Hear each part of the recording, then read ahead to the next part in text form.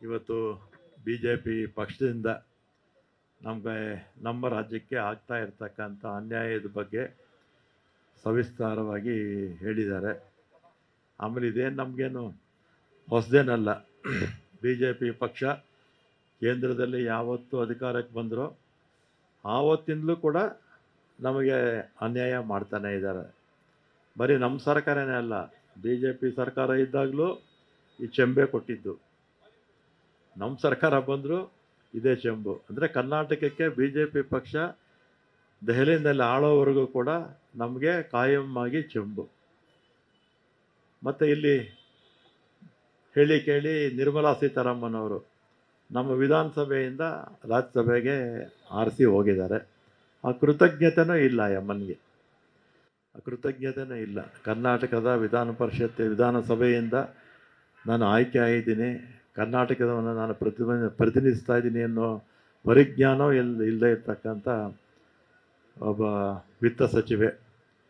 ಆ ವಿತ್ತ ಸಚಿವೆಯ ಯಜಮಾನರು ಪರಕಾಲ ಪ್ರಭಾಕರ್ ಅಂತ, ಅವರು ಈಗ ಇದರಲ್ಲಿ ತಜ್ಞರು, ಹಣಕಾಸು ಇದರಲ್ಲಿ. ಅವರೇ ಟೀಕೆ ಮಾಡ್ತಾರೆ ಈ ವಿತ್ತ ಸಚಿವೆಯ ಒಂದು ಕಾರ್ಯವೈಖರಿ ಬಗ್ಗೆ, ಬಿ ಜೆ ಪಿಯ ಕಾರ್ಯವೈಖರಿ ಬಗ್ಗೆ. ಬಿ ಜೆ ಪಿ 10 ವರ್ಷದಲ್ಲಿ ನಮ್ಮ ದೇಶವನ್ನು 25 ವರ್ಷ ಹಿಂದಕ್ಕೆ ತಗೊಂಡೋಗಿದ್ದಾರೆ ಅಂತೇಳಿ ವಿತ್ತ ಸಚಿವೆಯ ಯಜಮಾನರು ಪರಕಾಲ ಪ್ರಭಾಕರ್ ಅವರು ವೈರ್ ಅಂತ ಒಂದು ಇದು ಬರುತ್ತೆ, ಪ್ರತಿ ವಾರ ಕೂಡ ಇರುತ್ತೆ ಅವ್ರದ್ದು. ಭಾಳ ಸವಿಸ್ತಾರವಾಗಿ ಹೇಳಿದ್ದಾರೆ, ಅವರು ಹೇಳ್ತಾನೆ ಇರ್ತಾರೆ. ಮತ್ತು ಇವತ್ತು ಕರ್ನಾಟಕದಿಂದ ನಮ್ಮ ದುರಾದೃಷ್ಟ ಏನು ಅಂದರೆ, ನಮ್ಮ ಕಾಂಗ್ರೆಸ್ಗೆ ನಾವು ಇಷ್ಟೆಲ್ಲ ಕಾರ್ಯಕ್ರಮಗಳು ಕೊಟ್ಟು ರಾಜ್ಯವನ್ನು ಅಭಿವೃದ್ಧಿ ಮಾಡಿದ್ರೂ ಕೂಡ ಲೋಕಸಭಾ ಚುನಾವಣೆಯಲ್ಲಿ ಬಿ ಜೆ ಪಿ ಪಕ್ಷ ನಮ್ಮ ರಾಜ್ಯಕ್ಕೆ ಏನೂ ಮಾಡದೇ ಇದ್ದರೂ ಕೂಡ, ನರೇಂದ್ರ ಮೋದಿಯವರು ಏನೂ ಮಾಡದೇ ಇದ್ದರೂ ಕೂಡ 19 ಜನ ಆರಿಸಿ ಕಳಿಸಿದ್ದಾರೆ. ನಮ್ಮ ದುರಾದೃಷ್ಟ, ಜನರ ದುರಾದೃಷ್ಟ. ಜನ ಯೋಚನೆ ಮಾಡಬೇಕು, ಯಾರು ದೇಶವನ್ನು ಕಟ್ಟಿದ್ರು, ಯಾವ ಪಕ್ಷ ದೇಶವನ್ನು ಕಟ್ಟಿತು, ನಮ್ಮ ರಾಜ್ಯದಲ್ಲಿರ್ತಕ್ಕಂಥ ಬೆಳವಣಿಗೆ ಕಾಂಗ್ರೆಸ್ಸು ಏನು ಕೊಡುಗೆ ಕೊಟ್ಟಿದೆ, ಬಿ ಜೆ ಪಿ ಏನು ಕೊಡುಗೆ ಕೊಟ್ಟಿದೆ ಅನ್ನೋದನ್ನು ಯೋಚನೆ ಮಾಡಿದರೆ ಅವರು ಒಂದು ಸ್ಥಾನ ಕೂಡ ಸಿಗ್ತಿರಲಿಲ್ಲ. ಈಗ ನರೇಂದ್ರ ಮೋದಿಯವರು 10 ವರ್ಷ ಆಯಿತು ಪ್ರಧಾನಮಂತ್ರಿ ಆಗಿ. 10 ವರ್ಷಕ್ಕೆ ಮುಂಚೆ ಏನು ಹೇಳಿದ್ರು ಅದನ್ನೆಲ್ಲ ಕೂಡ ಸಂಪೂರ್ಣವಾಗಿ ಮರೆತು ಬಿಟ್ಟಿದ್ದಾರೆ. ಅವರ ಮ್ಯಾನಿಫೆಸ್ಟೋದಲ್ಲೆಲ್ಲ ಹೇಳ್ಕೊಂಡಿದ್ರಲ್ಲ, ಏನು ಪೆಟ್ರೋಲ್ ಬೆಲೆ ಕಡಿಮೆ ಮಾಡ್ತೀನಿ, ಡೀಸೆಲ್ ಬೆಲೆ ಕಡಿಮೆ ಮಾಡ್ತೀನಿ, ಗ್ಯಾಸ್ ಬೆಲೆ ಕಡಿಮೆ ಮಾಡ್ತೀನಿ, ದಿನನಿತ್ಯದ ಅಗತ್ಯ ವಸ್ತುಗಳು ಕಡಿಮೆ ಮಾಡ್ತೀನಿ ಅಂದರು. ಯಾವುದಾದ್ರೂ ಒಂದು ಗಾಳಿ ಬೆಳಕು 2 ಬಿಟ್ಟರೆ ಉಳಿದಿರ್ತಕ್ಕಂಥ ಎಲ್ಲದಕ್ಕೂ ಟ್ಯಾಕ್ಸ್ ಹಾಕ್ಬಿಟ್ಟಿದ್ದಾರೆ. GST. ಹಾಲು ಬಿಡಲಿಲ್ಲ, ಮಜ್ಜಿಗೆನೂ ಬಿಡಲಿಲ್ಲ, ಯಾವುದೂ ಬಿಡಲಿಲ್ಲ. ಪ್ರತಿಯೊಂದು ವಸ್ತುಗೂ GST ಹಾಕಿ ಇವತ್ತು ಜನರನ್ನು ಶೋಷಿಸ್ತಾ ಇದ್ದಾರೆ ಕೇಂದ್ರ ಸರ್ಕಾರ. ಆದರೂ ಮತ್ತು ಇದಾದಮೇಲೆ ನಮ್ಮ ರಾಜ್ಯದಲ್ಲಿರ್ತಕ್ಕಂಥ ದೇಶದಲ್ಲಿರ್ತಕ್ಕಂಥ ಸಂಪತ್ತನ್ನು ಮಾರ್ತಾ ಇದ್ದಾರೆ ಅನ್ನೋದ್ರಿಂದ ಲೂಟಿ ಮಾಡೋಕ್ಕೆ ಬಿಟ್ಬಿಟ್ಟಿದ್ದಾರೆ. ಅದಾನಿ, ಅಂಬಾನಿ, ಇನ್ನೂ ಕೆಲವ್ರನ್ನ ಅವನ್ನೆಲ್ಲ ಲೂಟಿ ಮಾಡೋಕ್ಕೆ ಇವತ್ತು ಬಿಟ್ಟಿದ್ದಾರೆ. ಇವತ್ತು ಗಣಿಗಳನ್ನು ಮಾರಿದ್ದಾರೆ. ಅದೇ ರೀತಿ ರೈಲುಗಳನ್ನು ಮಾರಿದ್ದಾರೆ, ರೈಲ್ವೆ ನಿಲ್ದಾಣಗಳು ಮಾಡಿದ್ದಾರೆ, ಆಮೇಲೆ ವಿಮಾನ ನಿಲ್ದಾಣಗಳು ಮಾರಿದ್ದಾರೆ. ಸುಮಾರು 25,000 ಕಿಲೋಮೀಟ್ರಷ್ಟು ನ್ಯಾಷನಲ್ ಹೈವೇಸ್ನ ಪ್ರೈವೇಟ್ನವ್ರು ಕೊಟ್ಟಿದ್ದಾರೆ. 40,000 ಕಿಲೋಮೀಟ್ರಷ್ಟು ಪವರ್ ಟ್ರಾನ್ಸ್ಮಿಷನ್ ಕೊಟ್ಟಿದ್ದಾರೆ. ಪಬ್ಲಿಕ್ ಸೆಕ್ಟರ್ಸು ಇಂದಿರಾ ಗಾಂಧಿಯವರು, ನೆಹರೂರವರು, ಮತ್ತು ಅದಾದಮೇಲೆ ರಾಹುಲ್ ಗಾಂಧಿಯವರು, ರಾಜೀವ್ ಗಾಂಧಿಯವರು, ಮನಮೋಹನ್ ಸಿಂಗ್ ಅವರು, ಕಾಂಗ್ರೆಸ್ ಸರ್ಕಾರದಲ್ಲಿ ಯಾರ್ಯಾರು ಎಷ್ಟೆಷ್ಟು ಈ ಪಬ್ಲಿಕ್ ಸೆಕ್ಟರ್ಸ್ನ ಕಟ್ಟಿದ್ರು, ಒಂದಲ್ಲ ಒಂದು ಯಾರೂ ಕೂಡ ಮಾರಿರಲಿಲ್ಲ. ಆದರೆ ಬಿ ಜೆ ಪಿ ಪಕ್ಷ ಬಂದ ಮೇಲೆ ಮಾರೋದಕ್ಕೆ ಪ್ರಾರಂಭ ಮಾಡಿದ್ರು. ಎಲ್ಲ ಪಬ್ಲಿಕ್ ಸೆಕ್ಟರ್ಸ್ನ ಮಾರೋದಕ್ಕೆ ಪ್ರಯತ್ನ ಮಾಡ್ತಾ ಇದ್ದಾರೆ. ಅಂದರೆ ದೇಶದ ಆಸ್ತಿಯನ್ನು ಇವರು ಮಾರ್ತಾ ಇದ್ದಾರೆ. ಇಂಥವ್ರಿಗೆ ಜನ ಮತ ಯಾಕೆ ಕೊಡ್ತಾರೋ ನನಗಂತೂ ಅರ್ಥ ಆಗ್ತಿಲ್ಲ.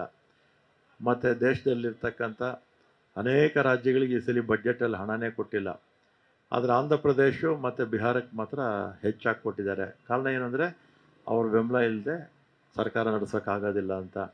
ನಮ್ಮ ಈ ಸಲ ಇಂಡಿಯಾ ಒಕ್ಕೂಟಕ್ಕೆ ಒಂದು ಸ್ವಲ್ಪ ನಮಗೆ ಬಿಹಾರಲ್ಲಿ, ಮಧ್ಯಪ್ರದೇಶದಲ್ಲಿ ಸ್ವಲ್ಪ ಹೆಚ್ಚು ಸ್ಥಾನಗಳು ಬಂದ್ಬಿಟ್ಟು ಕರ್ನಾಟಕದಲ್ಲಿ ನಾವು ಸುಮಾರು 15-16 ಸ್ಥಾನ ಬರುತ್ತೆ ಅಂದ್ಕೊಂಡಿದ್ದೀವಿ. ಬಂದುಬಿಟ್ಟಿದ್ರೆ ಮೋದಿಯವರು ಇರ್ತಾನೆ ಇರಲಿಲ್ಲ, ಅವ್ರ ಸರ್ಕಾರನೇ ಇರ್ತಿರಲಿಲ್ಲ.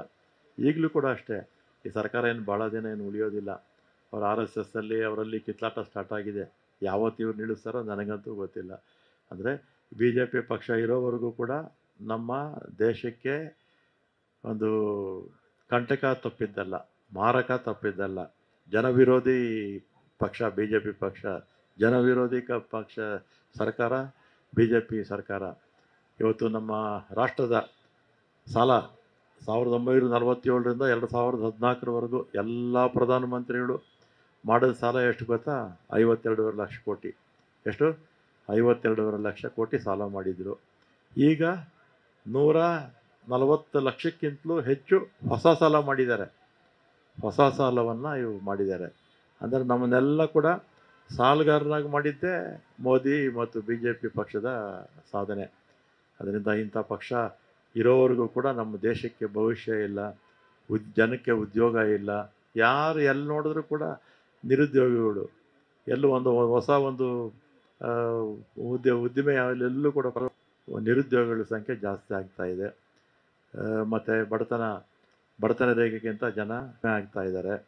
ಆದರೆ ಮಾಧ್ಯಮಗಳಲ್ಲಿ ಮಾತ್ರ ಬಡತನ ರೇಖೆಗಿಂತ ಜನ ಮೇಲು ಬರ್ತಾರೆ ಅಂತ ಹೇಳ್ತಾ ಇದ್ದಾರೆ. ನಮಗಂತೂ ಎಲ್ಲೂ ಕಾಣಿಸ್ತಿಲ್ಲ. ಬಡತನ ರೇಖೆಗಿಂತ ಜನ ಮೇಲು ಬಂದಿದ್ದು ನೋಡಿಲ್ಲ, ಅಥವಾ ನಿರುದ್ಯೋಗಿಗಳಲ್ಲಿ ಉದ್ಯೋಗ ಸಿಕ್ಕಿದ್ದು ಕೂಡ ನಾವೆಲ್ಲೂ ಕೂಡ ನೋಡ್ತಾ ಇಲ್ಲ. ಮತ್ತು ಇನ್ನೂ ಅನೇಕರು ಮಾತಾಡೋರಿದ್ದಾರೆ, ಅದರಿಂದ ಹೆಚ್ಚು ಮಾತಾಡಿದೆ. ಇವತ್ತು ಕರ್ನಾಟಕ ಜನತೆ ಇವತ್ತು BJP ಪಕ್ಷವನ್ನು, ಕೇಂದ್ರದ BJP ಪಕ್ಷವನ್ನು, ಜನತೆ ಜನ ಏನು ಆಸೆ ಇಟ್ಕೊಂಡು BJP ಅವ್ರಿಗೆ ಓಟ್ ಹಾಕಿದ್ರು. 19 ಸ್ಥಾನ ಅಂತೂ ಗೆದ್ದುಬಿಟ್ರು JDS ಅವರು, BJP ಅವರು. ಆದರೆ ತಿಳ್ಕೊಳ್ಳುವಂಥ ಜನ ಮತ ಹಾಕಿದರೆ 19 ಸೀಟ್ ಕೊಡ್ತಾರೆ ಅನ್ನೋ ಕೃತಜ್ಞತೆನೂ ಇಲ್ಲದೆ ಇರ್ತಕ್ಕಂಥ ಒಂದು BJP ಪಕ್ಷ, BJP ಸರ್ಕಾರ. ಇವರು 19 ಜನ ಇಲ್ಲಿಂದ ಗೆದ್ದೋಗಿದ್ದಾರೆ. ಯಾರೂ ಮಾತಾಡೋದೇ ಇಲ್ಲ. ನಮ್ಮ ರಾಜ್ಯಕ್ಕೆ ಏನು ಅನ್ಯಾಯ ಆಗಿದೆ, ಹಣ ಕೊಟ್ಟಿಲ್ಲ ಅಂತ ಗೊತ್ತಿದ್ರೂ ಕೂಡ ಒಬ್ಬರು ಕೂಡ ಬಾಯ ಬಿಡ್ತಿಲ್ಲ. ಇಂಥವ್ರನ್ನ ಏನಕ್ಕೆ ಜನ ಆರಿಸ್ಕಾಡಿಸ್ತಾರೋ ನನಗಂತೂ ಅರ್ಥ ಆಗ್ತಾ ಇಲ್ಲ. ಅದರಿಂದ ಜನ ಅರ್ಥ ಮಾಡ್ಕೋಬೇಕು. ಜನ ಅರ್ಥ ಮಾಡ್ಕೊಳ್ಳೋವರೆಗೂ ಕೂಡ ನಾವು ಎಷ್ಟೇ ಪ್ರಯತ್ನ ಮಾಡಿದ್ರೂ ಕೂಡ ನಾವೇನೂ ಮಾಡೋಕ್ಕಾಗಲ್ಲ. ಇಂಥ ನಿಷ್ಪ್ರಯೋಜಕರನ್ನ ಕೇಂದ್ರಕ್ಕೆ ಕಳಿಸಿದ್ರೆ ಏನಾಗುತ್ತೆ? ಈಗ ಬೆಂಗಳೂರಲ್ಲಪ್ಪ 355 ಕೋಟಿ ಇಟ್ಟರು ಸಭಾಭವನರಲ್ಲಿ, 450 ಕೋಟಿ ಕೊಡೋರು. ಈ ಸಲ 350 ಕೋಟಿ ಕೊಟ್ಟಿದ್ದಾರೆ, 1 ಪೈಸಾ ಕೊಟ್ಟಿಲ್ಲ. ಇದು ಬಿಟ್ಟರೆ ಸುಮ್ಮನೆ 4 ಜನಕ್ಕೆ ಆರಿಸಿ ಕಳಿಸ್ತಾರೆ. ಎಲ್ಲಿ? ಬೆಂಗಳೂರಿಂದನೇ. ಒಬ್ಬರು ಮಾತಾಡೋದೇ ಇಲ್ಲ. ಬೆಂಗಳೂರು ಜನತೆ ಅರ್ಥ ಮಾಡ್ಕೋಬೇಕು. ಯಾರು ನಾವು ಮತ ಹಾಕಿದ್ದೀವಿ, ನಮ್ಮ ಮತ ಹಾಕಿದ್ದೇನಾದರೂ ವ್ಯರ್ಥ ಆಯಿತಾ, ಏನನ್ನ ಕೆಲಸಕ್ಕೆ ಬಂತಾ ಅನ್ನೋದನ್ನು ಜನ ಅರ್ಥ ಮಾಡ್ಕೋಬೇಕು. ಇಷ್ಟು ಹೇಳಿ ಇನ್ನೊಮ್ಮೆ ಈ ಕೇಂದ್ರ ಸರ್ಕಾರದ ನೀತಿಯನ್ನು ಖಂಡಿಸಿ, ಮತ್ತು ನಮ್ಮ ರಾಜ್ಯದಲ್ಲಿರ್ತಕ್ಕಂಥ ಈ ಅಶಕ್ತರಿವರು BJP ಪಕ್ಷದ ನಾಯಕರು, ಈ ಅಶಕ್ತರಿಂದ ಹೋಗಿ ಕೇಂದ್ರದಲ್ಲಿ ಮಾತಾಡಿ ಗಲಾಟೆ ಮಾಡಿ ಹಣ ತರುವಂಥ ಶಕ್ತಿ ಇವರು ಯಾರಲ್ಲೂ ಕೂಡ ಇಲ್ಲ ಅಂತ ನಾನು ಈ ಸಂದರ್ಭದಲ್ಲಿ ಹೇಳಿ, ಮತ್ತು ಮಾತಾಡೋಕ್ಕೆ ಅವಕಾಶ ಕೊಟ್ಟಂಥ ಎಲ್ರಿಗೂ ಧನ್ಯವಾದಗಳು ಹೇಳಿ. ನ್ಯೂಸ್ ಫಸ್ಟ್, ನಿರ್ಭೀತಿಯಿಂದ ನಿಮ್ಮ ಪರವಾಗಿ.